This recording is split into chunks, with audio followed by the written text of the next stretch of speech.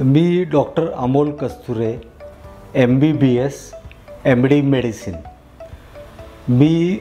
मला साधारणपणे 20-22 वर्षाचा प्रॅक्टिसिंग फिजिशियन म्हणून अनुभव आहे।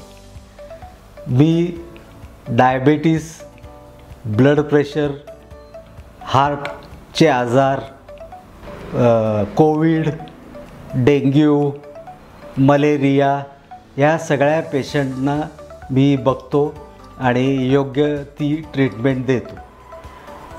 त्यानंतर त्यातल्या त्यात सांगायचं झालं तर डायबिटीज म्हणजे फक्त ब्लड शुगर नाही।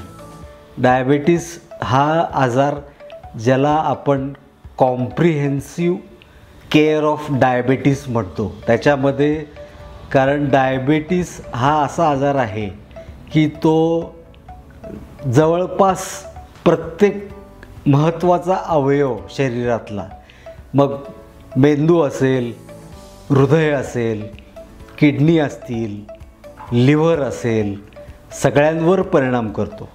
त्यामुळं डायबिटीजची ट्रीटमेंट फक्त ब्लड शुगरच्या लेवलवर आपण ठरवत नाही। त्यानंतर त्याच्यामध्ये दुसरी गोष्ट म्हणजे कोलेस्टेरॉल, म्हणजे लिपिड प्रोफाईल। हल्ली बरंच ते याच्याबद्दल तुम्ही TV वर बघा, नाहीतर नेटवर बघा, तुम्हाला हे कायम जाणवत राहील की लिपिड्स, त्यातल्या त्यात कोलेस्टेरॉल, ह्याच्यावर फार जोर दिलेला असतो। ते सुद्धा आपल्याला डायबिटीजमध्ये बघावं लागतं। त्यानंतर बाकी फुफ्फुसाच्या आजारामध्ये अस्थमा, दमा, त्यानंतर ब्रॉन्कायटिस, त्यातल्या त्यात ब्रॉन्कायटिस हा आजार स्मोकर्स, म्हणजे जे लोक सिगारेट स्मोक करतात त्यांच्यामध्ये फार कॉमन आहे। आणि स्मोकिंग आजकाल त्यातल्या त्यात शहरी भागामध्ये तर खूपच कॉमन आहे। त्यामुळं हा आजारसुद्धा महत्त्वाचा आहे। त्यानंतर अजून एक महत्त्वाचं म्हणजे त्यातल्या त्यात फिमेल पेशंटसाठी थायरॉईड डिसऑर्डर। थायरॉईड नावाची ग्रंथी ही सगळ्यांनाच असती, ती आपल्या गळ्याच्या इथं असते। पण त्यातल्या त्यात या थायरॉईडचे जे आजार आहेत ते स्त्रियांमध्ये फार कॉमन आहेत।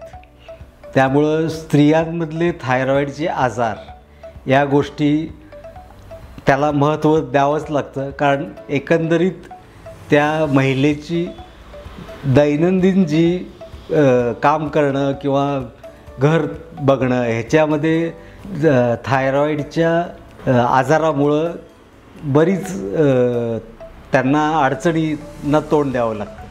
त्यामुळं ते डायग्नोसिस करणं आणि त्याची व्यवस्थित ट्रीटमेंट देणं। आता बऱ्याच वेळेला असं होतं की थायरॉईडच्या पेशंटना थायरॉईड डायग्नोसिस होतं, म्हणजे थायरॉक्झिन कमी आहे असं कळतं, मग एक टॅब्लेट त्यांना चालू असते। साधारणपणे सहसा सुरुवात 50 मायक्रोग्रॅमच्या टॅब्लेटनं करतात, पण परत पेशंट थायरॉईडचं स्टेटस तपासतच नाही, तीच टॅब्लेट वर्षानुवर्ष चालू ठेवतात।